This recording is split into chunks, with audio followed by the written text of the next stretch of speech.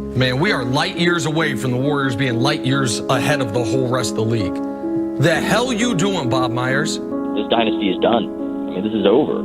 It is. After 3 titles, this is not like the Russell Celtics where you can win 11 and just go. You can't. It's over for them now.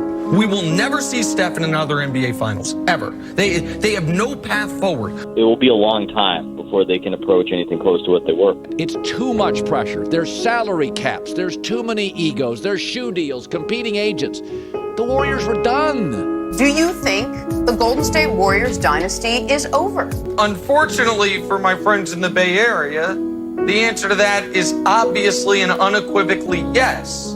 These guys have all physically fallen apart. Are the Warriors done? Yeah, they done. Offense will win you games. Defense win you championships.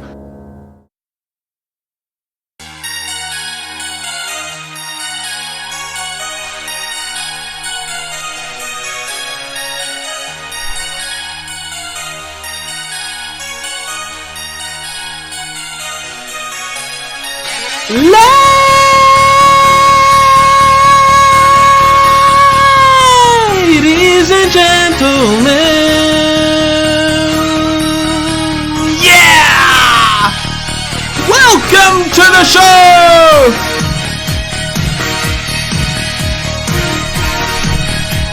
I am your host, Andrew Illy! And this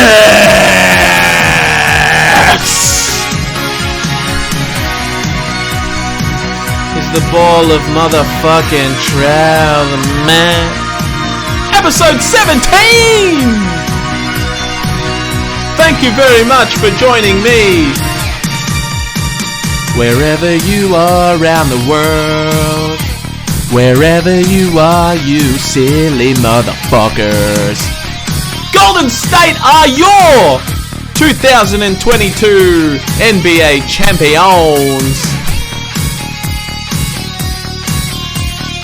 And man, it feels good, man. Yeah. Thank you very much, everyone, for joining me once again. Episode 17, Ball of Truth. Where are my bots at? It's been a couple of weeks, man.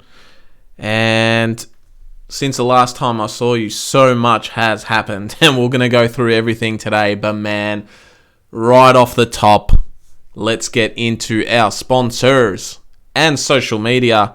But thank you to sunnysidesliced.com.au. Sunnyside Slice, the best New York pizza in town, guys. If you haven't been, check it out. It is phenomenal. And of course, we've got to plug Instagram, balloftruth.pod. Follow me on there. Twitter, balloftruth_pod. You all know I love my Twitter. And of course, hit the like button on the videos if you enjoy. Subscribe to the channel, guys. You know the drill. And there you go. Man, Golden State Warriors, my boys. We did it. And you saw the clip at the start, man. Everyone doubted that this would ever happen again. In 2019, NBA Finals, you had Kevin Durant go down to an Achilles injury, snapped his Achilles. I think Game 4 it was. Klay Thompson in Game 6 did his ACL. Very tragic and career-ending injuries for both, really. KD came back. Klay tried to come back. Got his knee right in 2020. Then snapped his Achilles. So Klay Thompson, ACL, comes back from an ACL in the finals. A year later, snaps his Achilles, and then he's out another year plus. So he was out for 2.5 years. Klay Thompson hadn't played since 2019. It's crazy. We're in 2022. Klay Thompson came back in January this year. And man, no one knew what it was going to be like.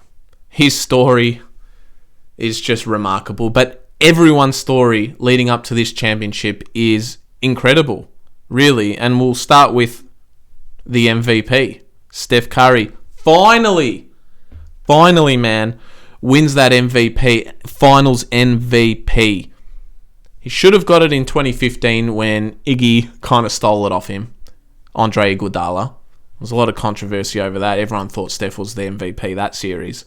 And all these media and journos throughout the years have said he needs that to cement his legacy as a top 10 of all time, Steph Curry. Man, this is my opinion. I don't believe he needs the finals MVP to solidify his greatness as a top 10 player of all time. This man has changed the game forever. Really has, forever. He's the best shooter in the world, in the universe. No one can doubt that. Everyone says that. And you just got to watch the guy. He's fucking ridiculous. Steph Curry is the best shooter in the world. He's prior to this, won 3 rings. Now, 2 were with Kevin Durant in 2017 and 2018. And a lot of people were saying that, hey, you needed Kevin Durant to get more rings. I don't think that was the case. I really firmly believe that we could have won those series without KD. But KD, of course, helped. KD won those 2 MVPs. So there's the 3 MVPs for those 3 title runs. You had Andre Iguodala and Kevin Durant back-to-back. So Steph was left to the side. And Steph was averaging ridiculous numbers during these finals, man. His stats are absolutely ridiculous. He was almost averaging a triple-double in that 2018 finals. And then you got all these, Skip Baylesses and, that other moron, what's his name? Nick Wright. I don't even know. No one watches him. He's an absolute moron. But saying all this ridiculous shit that, Steph is not one of the greats. He's past it now. They're never going to win a championship again. All this pressure's on Steph. Man, what a remarkable season, man. Everyone counted the Warriors out. The Dubs, Dub Nation. Man, and we got it done. And let's go through the list of the players. And everyone has their own story. Steph, as we mentioned. Klay Thompson coming back from that ridiculous injuries. Both of them. The ACL, Achilles. Man, how do you come back from that? Jesus Christ. The dynasty's over, this and that. We acquired Andrew Wiggins from Minnesota. Now there's one. Number 1 draft pick. I think he's the only one in our squad, minus probably Wiseman, who went number 1 or 2. Who was a number 1, because Steph went pick 7 in his draft. Man, Wiggins. Everyone ripped into Andrew Wiggins. Not good enough, you're soft. You're never going to be what your potential is. And man, what a fucking final series he had. He's had an amazing year. He made the All-Star team. There you go. Andrew Wiggins shut everyone up. Unbelievable, man. His defense, he's a two-way player. And his offense and defense, his defense was ridiculous. He guarded everyone and did an absolute amazing job on that. There's his story there. And you got Draymond Green. Man, he was playing some shit basketball, man. And getting involved in the refs, the crowds. A lot of pressure was on him. All this pressure on Klay, pressure on Steph, pressure on Wiggins, pressure on Draymond Green. And even he turned it around late. Those final 2 games, game 5 and 6, Draymond was unbelievable, man. And he had to bite the bullet. Steve Kerr, coach of the Warriors, benched him because he was getting too involved. And benched him in crucial minutes in the last quarter of game 4. But man, he took it on the chin because he's a champion. Championship DNA. It's right there, man. You got Kevon Looney, the center. Man, did not miss a game all season. Played all 82 games of the regular season and then played every single playoff and final. Unbelievable, man. He's been there at the squad for 7 years. Crazy stuff. Gary Payton II. No one wanted GP2, man. No one. He was in the G League for 5 years. But credit to Bob Myers, Joe Lacob, Peter Guber, man, they have built such a amazing team chemistry and organization, man, that is just, it's so easy to fall in love with. And that is why I go for the Golden State Warriors. It's just, Everything works, man. They are so focused on the people and what they can bring. And I think Bob Myers said it best when you got to learn how to lose with these people. And that's exactly what happened, man. GP2 he fractured his elbow against the Memphis Grizzlies in that series in the Western Conference semi-finals before the Dallas series. His season was in jeopardy. He came back for the finals, man. Unbelievable stuff.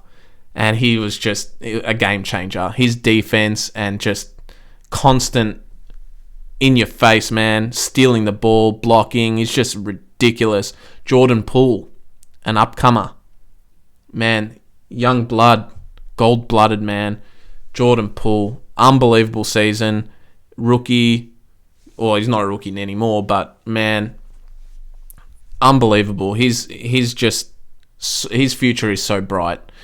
Then you got Andre Iguodala, who came back. He went to Miami for a season or two, and got that experience with them just to see what it was like. And we acquired him for this season particularly. I think he'll be gone at the end of the season, but man, his experience to these young fellas. Wiseman, who didn't really play at all. Kuminga, who was awesome. Didn't see much time in the finals, expectedly. You got Moses as well. Moses Moody. Bielitsa, we acquired him. He had an awesome season. He was big off the bench, man. All these guys, your fringe players, they're just putting in. And, man, what a team. Like, honestly. And it all starts with, like I said, Bob Myers and the owners acquiring these type of people to the organisation. And Coach Kerr, Steve Kerr, man, everywhere this guy goes, he wins. I think he's won 9 rings now as a coach and a player. Just remarkable. He did it with the Bulls, San Antonio Spurs, and now with the Golden State Warriors. Just amazing, man. Unbelievable. What a story. And the Boston Celtics, man, they were the best defensive team all year. All year, man. And, they came up a little bit short. Maybe experience in the end counted. The three boys that have been there from the start, you got Draymond, Clay, and Steph. 4 rings each now for them. That brings me to the top 10. And there is absolutely no fucking way, undoubtedly, that Steph is in there. There's just no way you can count him out of it. He has changed the game, man. His stats speak for themselves. Like, I don't need to go through them, but I can tell you guys some of his stats. Well, in Game 6, he had 34 points. He was the top scorer of the whole final series. Definitely deserved the MVP. And now he's shut up everyone, man. He's shut up all these people. And he even said it. He screamed it after the game, man. He's like, what are they going to say now? What are they going to say now? Fucking loved it, man. So good to see. And then everyone was ripping into the Warriors for years, man. Golden State Warriors, 2 years ago, we were bottom of the barrel, man. We had the worst record in the league, in the whole NBA. 2 seasons ago. The worst record ever, and injuries and this and that. But, man, I was confident that collectively, if we had everyone fit, we could challenge. I didn't expect that we'd win it. Maybe a little bit. But, man, everyone's like, nah, they're done. With all the stories and the injuries and this and that, man, everything that we've gone through, it's just unbelievable, man. It was such a good feeling. And I'm blessed to have watched it, man, and experienced that. It's just amazing. And I love this from Klay Thompson, post-game press conference. If you guys haven't seen this, check this out. There's one player on the Grizzlies who tweeted strength in numbers after they beat us in the regular season, and it pissed me off so much. I can't wait to retweet that thing. Freaking bum. I had to watch that. I'm just like, this freaking cloud. Okay. Sorry.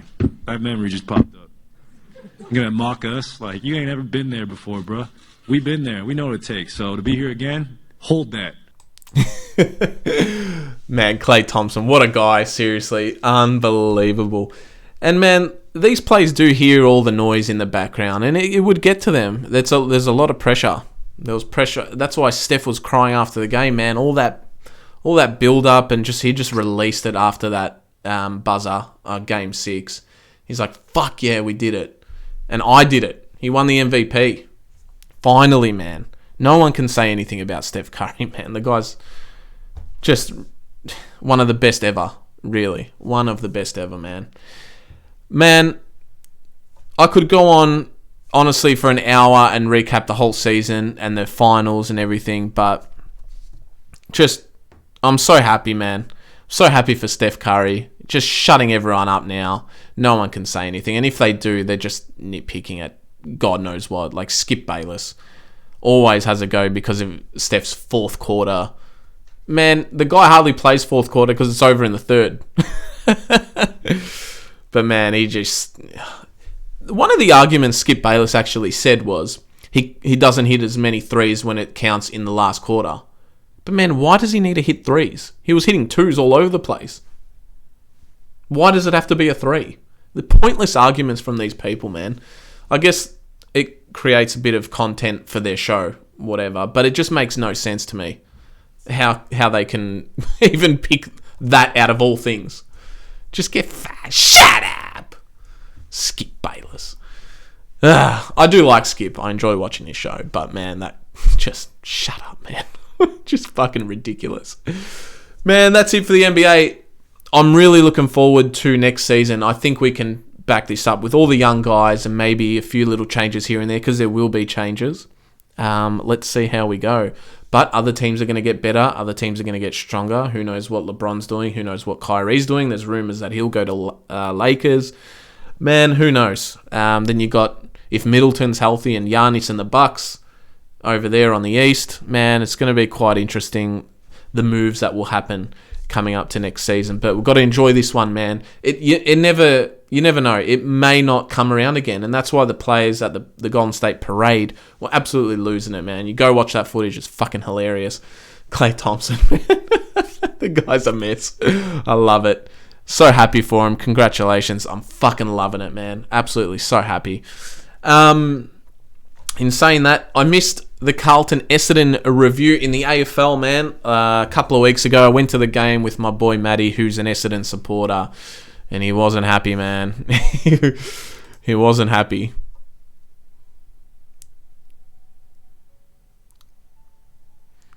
The Bombers have fallen to the Blues by 26 points. Had to throw a little cheap last jab to the Bombers, man. I'm not going to troll them anymore. That is it. We beat them. There was a lot of pressure on me, like I said last episode, but we did it, man. We beat them. But then, I better give my votes for that game. I would have given Doc 3 for that. 2 to Newman and 1 to Sard. I thought Sard was awesome, especially with all the boos in that game. I'm not going to review it. The last quarter was the most atrocious footy I've ever seen. No one scored a goal, man. No one scored a goal. And for that reason alone, I'm not going to review that game. It just did my head in. I'm happy we won. But then moved on to the following week, Richmond, which we will just cover a little bit. We lost this one by 16 points, I believe it was. Man, the first quarter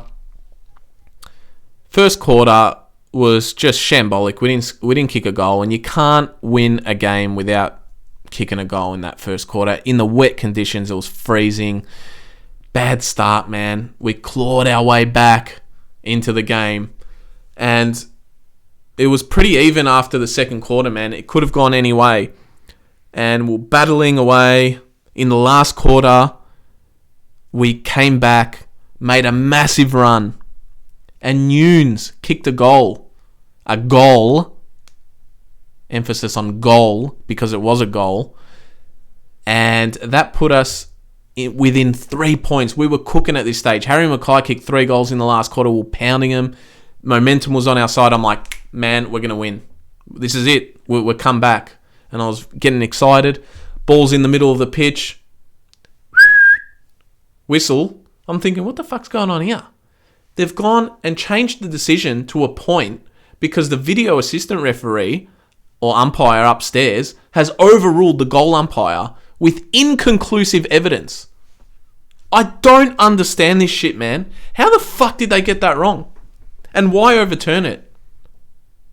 I don't know, man. Something fishy was going on there. Everyone was celebrating, and we'd gone back to the middle to set up for this, right? It's a 3-point game. We're like, we got them. We have them, man. They couldn't touch the ball. for this 10-minute period, Richmond. And they knew it. They knew they were on the ropes. And we had all the momentum. And then this bullshit decision happened, man. I don't understand how the fuck they even came up with this. Goal umpire upstairs has overruled the ground goal umpire. What the fuck? And man, you look at the replay, you can't see shit. They got to get better cameras. The angles are shit. The blurry... Man, it's gone at Nintendo 64 pace frames like this. It's fucked, man. Go look at the EPL. Spend some money and actually get some quality cameras. Man, you want it smooth like this. Not... Oh, shit. Sorry, guys. That may have made a noise. But, you know what I mean? It's absolutely ridiculous, man, that we have to put up with this shit. Either scrap it all together or actually get some better technology. Fuck, man. It's so easy. I don't know. Maybe it's really expensive, but like I said, man, just scrap it all together. Goal umpire's decision or umpire's decision counts at the end of the day. Let there be some actual natural controversy over not some technological fucking bullshit. Can't even speak, man. That's how much it does my head in. Fuck. Man, one thing about that is that changed the whole game because we were shocked at that point that it was given a point. Richmond have gone on the other end and kicked a goal like that off that goal kick out of the square. So that was an 8-point lead, and then they kicked another one to finalise it, and then Shea Bolton did that handball thing to Doherty. Dex, get out of here, mate. My dog's in here. Go on. Sorry, guys. One sec. This doesn't usually happen, but we're live, so this is what happens when you're recording live. Sorry.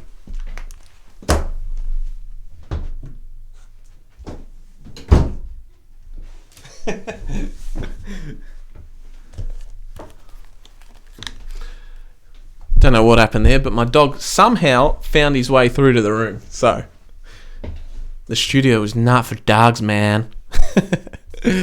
Man, anyway, we lost the game, guys. Don't even know what I was up to in the end, but Richmond won.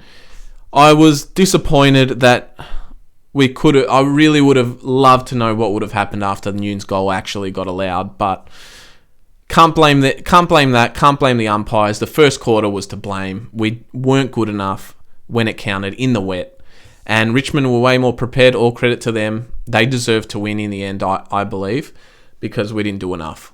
And man, that brings us to the Fremantle game on Saturday. Carlton versus Fremantle, huge. I think the whole top 8 are versing each other this week, which is massive. So I'm not usually like this, but I'm actually very, very confident we can get a win over Fremantle, despite all the injuries. And man, I should mention Caleb Marchbank. How shattering was that? The guy's missed 3 years of footy, similar to Clay Thompson, man. He's missed 3 years of footy and comes back against Essendon. Plays a decent game, and man, for some reason his meniscus went and he's out for 6 to 8 weeks.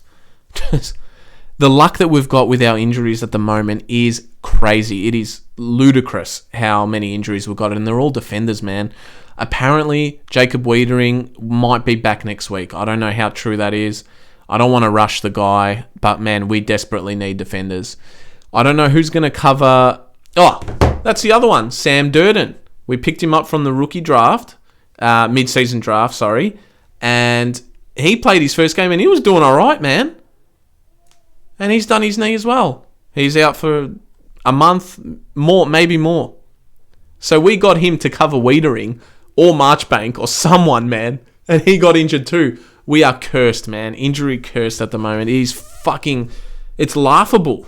I feel sick. I really feel sick at the ridiculous injuries that we've got, man.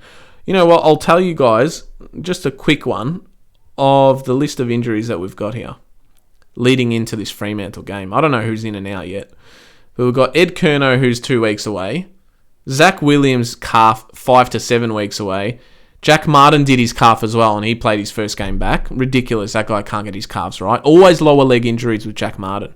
Mitch McGovern is 3 to 5 weeks away. Pitternet's 3 weeks away. Marchbank's 5 to 7 weeks away. He just came back from 3 years out. Oscar McDonald's out for the season. Jacob Wiedering supposedly might be all right next week, but he's still got technically 3 weeks. David Cunningham with his knee, did his ACL ages ago, and he's still out. Chera's about 1 week away with his hamstring. And Luke Parks with that foot is out for 6 weeks. And they're all defenders, man. Minus Chera. Fuck me.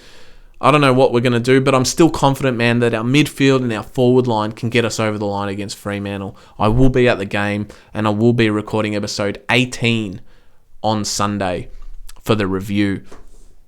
But, man, that's Carlton. For the 3 votes against Richmond for Carlton, I would give Walshy 3. I thought he did very well. Lewis Young, I'll give 2. He's really stepped up, man. I'm very impressed with him.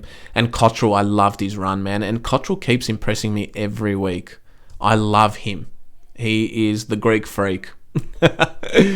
With that celebration against Sydney that time. Man, that's it for that. Injuries are cooked. I'm still confident that we'll beat Freo, but anything can happen. Let's see how we go. The truth. Everyone knows on this show, the truth is someone who always appears on the show, and he likes to rant. So he's got something in store for you guys this week, and I'll just, you know what, I'll take it straight to him, guys, because I don't want any part of this one.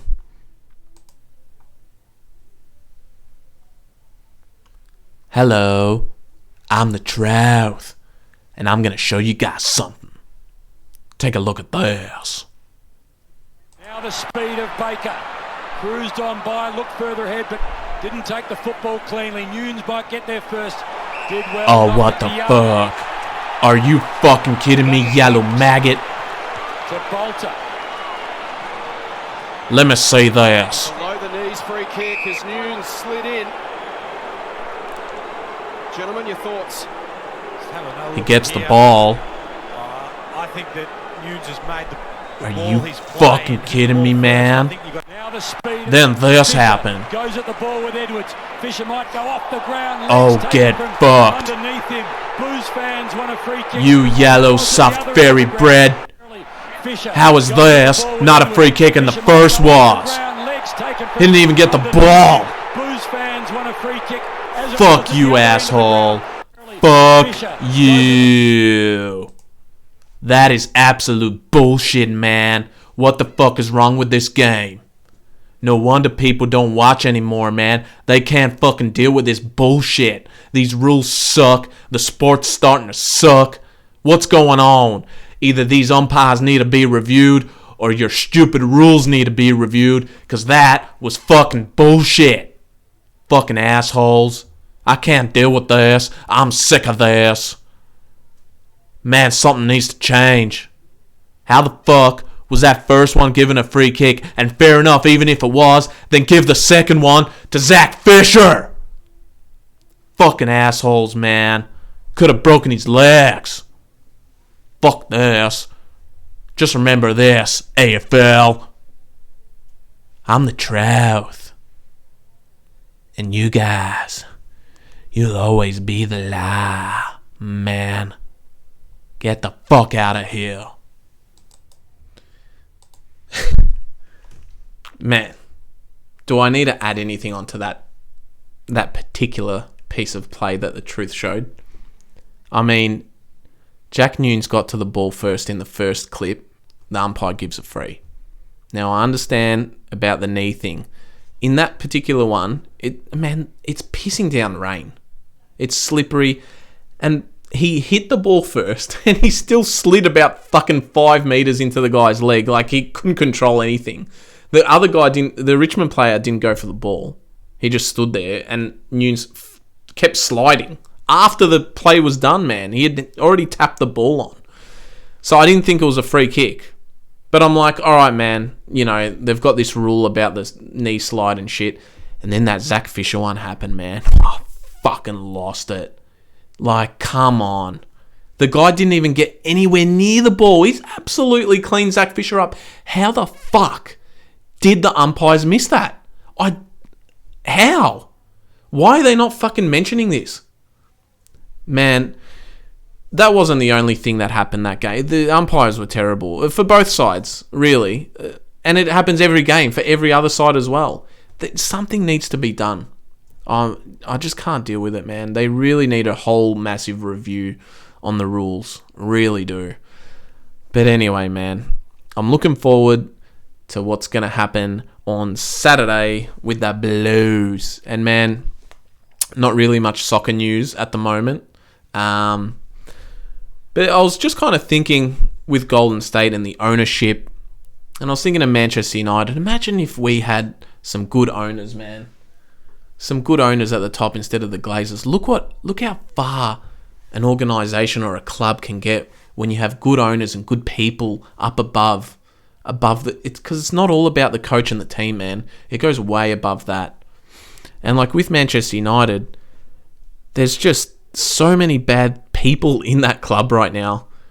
And it just goes to show you, man, you got to get them out and get some good people in who care about the club and care about the facilities of the club, the state of the club.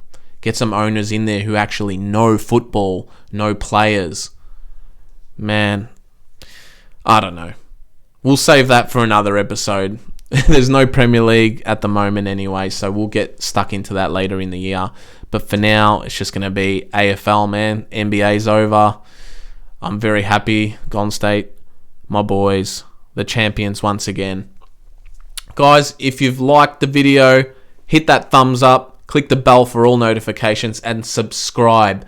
We have 51 subscribers since we started. I know there is more of you out there that are watching this show. There's just not 51 people. There's way more. So get clicking away, guys. In all seriousness, I love you all. Thank you very much for joining me and for being patient for this video, episode 17. I will drop 18 on Sunday, maybe Monday, depending on how the weekend goes. Probably Monday. But yeah, man, go nuts in the chat. Comment all you guys want. Seriously, I'll get it stuck in there. Swiss cheese, if you're watching. I know you're going to comment. You always do. So enjoy, guys. I'm going to leave you to it. Like I said, we'll have more for you coming up soon. But that's all from me. Love you all. Take care. Till next time. Goodbye. Adios.